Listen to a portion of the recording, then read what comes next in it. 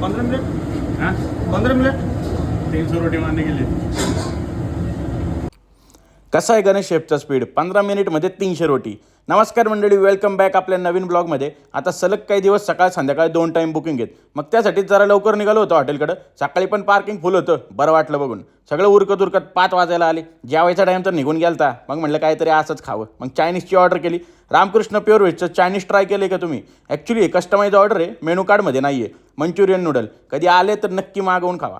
त्यानंतर paneer Schezwan rice पण मेनूमध्ये नाही आहे, तो पण ट्राय करा एकदा, टेस्ट खरंच खूप छान लागते।